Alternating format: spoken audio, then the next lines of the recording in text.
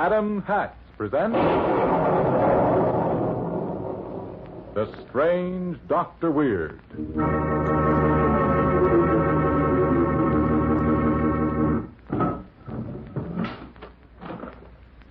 Good evening. Come in, won't you? Why, what's the matter? Surely you're not nervous. Perhaps it will calm you if I tell you a story. It's a rather odd story about a rather odd individual. You see, he was a morgue keeper. I call his story The Man Who Talked with Death.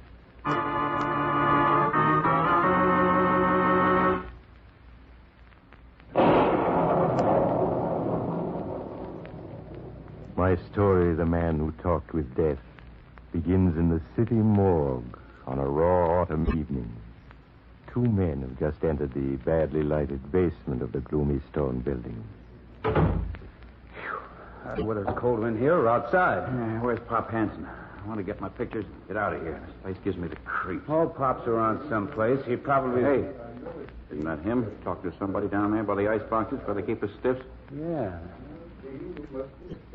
I know it seems strange at first, but you get over that. Why, there's nobody there. Pop's talking to himself. Unless he's talking to a ghost. Come on. Yes, Dean, there is someplace else you go on to, but it's not a place you have to be frightened of, believe me. Now it's time for you to go. Goodbye, Gene. Goodbye. Hey, Pop? Oh, hello, boys. I didn't hear you come in. Say, Pop, who were you just talking to? Oh, that was Jean Williams. She came in last night. What do you mean she came in last night? I mean her body was brought in. Here, I'll show you. There she is. So young and so pretty. No wonder she was frightened when she found she was dead. You say you were talking to her? Why, yes, Harry. You see, when you die, a part of you goes on to someplace else.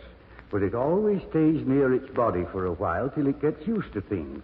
It was that Jean Williams I was just talking to, of course. Pop, you've been working down here among these stiffs too long. You mean I just imagine I talk to them and they talk to me? No, Tom. It's really true. Someday you'll know I'm telling the truth. Well, maybe. Let's can the chatter. We want to get the picture of John Wainwright. Wainwright? Yes, they brought him in last night. Everybody who dies a violent death comes here for old Pop to talk to him. Yeah, here he is. Okay, Harry, get yourself a couple of pictures and we'll be gone. Yeah, it won't take a minute. I sure would like to know who killed Wainwright. The killer didn't leave a clue. Why, it was that young Professor Higgins who shot Wainwright, Tom. Higgins? The pride and joy of the City University? How'd you know? Wainwright told me so himself. Wainwright told you? What are you giving me? It's true. You see, he was a blackmailer, and he was blackmailing Higgins' wife. Professor Higgins had to kill him to save her.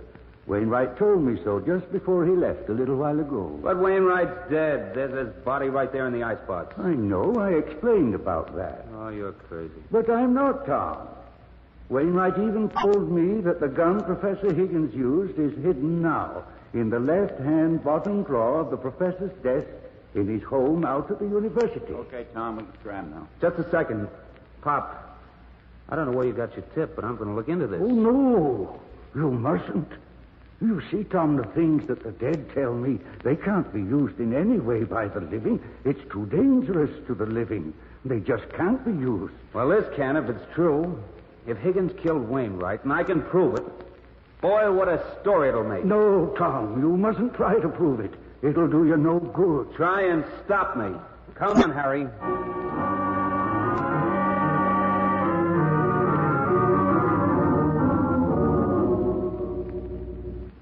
Thanks very much, Dean. Goodbye. There you are, gentlemen. You've just talked to the dean himself on the phone, and he's told you I was playing cards at his home at 11 o'clock last night. Does that satisfy you? Yes, Professor Higgins. Wainwright was shot at 11, so the alibi lets you out. Who in the world ever suggested that it was I who shot Mr. Wainwright? Nobody in the world, Professor. It was a ghost. Wainwright's ghost. I'm afraid I don't understand. Oh, it's just a gag, Professor. Thanks. Come on, Harry. Let's get back to town.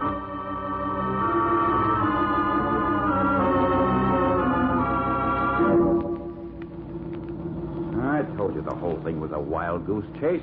You Don't mean you really believe that crazy stuff Pop told us about talking to Wainwright's ghost? No, of course not. But I thought maybe Pop knew something and was trying to give us a tip without admitting it. Say, wait a bit. Huh? What is it?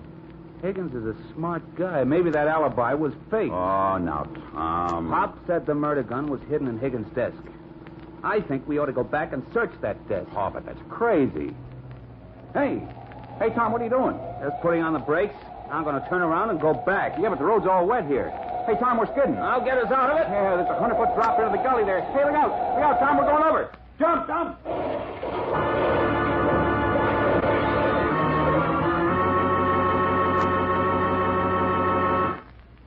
While my dimples go away and we all wait to learn what happens next, I'd like to ask Dr. Weird a question. Yes, young man. I'm all ears. Well, point them the other way, please, and answer me this. One of our listeners wants to know why you're on the air only 15 minutes instead of a half hour. If we can scare people half to death in 15 minutes, why take twice as long? Very logical, Doctor. The Atom Hat people use similar logic in their business. Take the famous Atom 5, just for instance. Their feeling is, if we can deliver real hat quality for $5, why charge twice as much? And so on with Atom hats in every price range. Every Atom hat might well sell for more. Master craftsmen design every Atom style, up to the minute in fashion, correct in the best of good taste. Stroll into the nearest Atom hat store and look around a bit. Try on a few that strike your fancy. You'll find perfect fit, perfect style, and perfect price. And Atom does something for a man. Now, Dr. Weird. Now I'll continue my story of the man who talked to his death. It's a few moments after the crash, and Tom and Harry are picking themselves off the ground on the very edge of the deep gully into which their car has just plunged. Harry, where are you? Over here. Oh, just making sure I'm all in one piece. How about you? I'm all right, I guess. It's a miracle we weren't both killed. Look at the car down there. Folded up like an accordion. Yeah, I got the car door open. I saw we were going over and must have both been thrown clear, but now what are we going to do? We're going back to the university. And we're going to get into Higgins' office and see if the murder gun is really there in his desk. Pop was just talking nonsense when he said we'd find it there, Tom. Maybe and maybe not. I don't believe in his little conversations with ghosts, but I do believe he knows something. And if he does, I'm going to crack this case.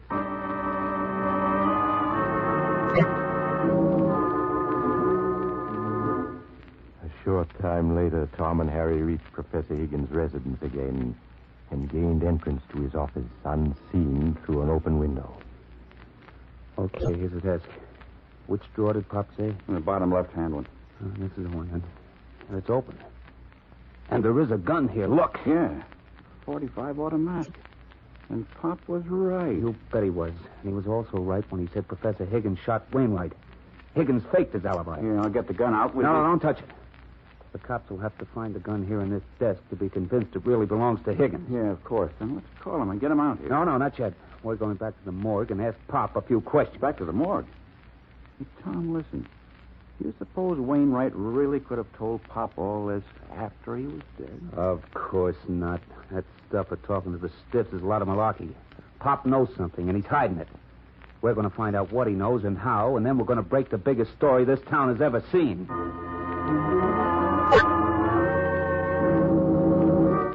Slipping away in the darkness, Tom and Harry tried vainly to thumb a ride back to the city. In the end, they had to walk the whole distance. And it was well after midnight when they once more stood outside the cold, gray morgue building. Oh, what a night. I've never walked so far in my life. Hey, why do you suppose those drivers wouldn't stop and give us a lift? I don't know. I guess they're afraid of a stick-up. Well, let's get inside and give Pop the old third degree. Yeah, wish we didn't have to. Kind of hate to go in there again, Tom. This place upset me. Well, come on. We're the lucky ones. We can walk out again. Hey, somebody's left the door open. Come on in. Tom, I'm frightened. I don't want to go in there where they keep the bodies. I just don't want to. Oh, you're acting like a kid. Now, come on. There's Pop over there by the ice boxes. Oh, Pop. Oh, hello, boys. I've been kind of expecting to see you, too. Pop, we want to ask you some questions. Tom, you went out to talk to Professor Higgins, didn't you? And I asked you not to. I told you it wouldn't do you any good. Not any good at all. Oh, but it did. We found the gun just where you said it'd be. Boy, what a story this town's going to read tomorrow morning. No, they'll never read it. The Wainwright shooting's never going to be cleared up. It's always going to be a mystery. It has to be that way. Like fun it does. Pop, how'd you know about Higgins and that gun? Don't you realize yet I was telling you the truth? That Wainwright himself told me after they brought his body here? Tom, I think Pop's telling the truth. Well, you may be crazy, but I'm not. Now, Pop, come clean. I should never have told you, Tom. That caused all your trouble. I'm sorry, Tom. I'm awful sorry, but I warned you not to go, remember? If you hadn't, it would never have happened. What are you talking about? What would never have happened? Tom, I think I know what Pop means. I think I know. Sure you do, Harry. Tom will understand in a minute, too. Look, Tom. Look here. Two bodies badly smashed up. Well, so what? Tom, don't you know now? It's true. Pop really can talk to the dead. He really can. That's why he can talk to us. Harry, get hold of yourself. What's the matter with you? Tom, those two bodies, they're ours. We're both dead. We were killed when our car crashed into that ravine.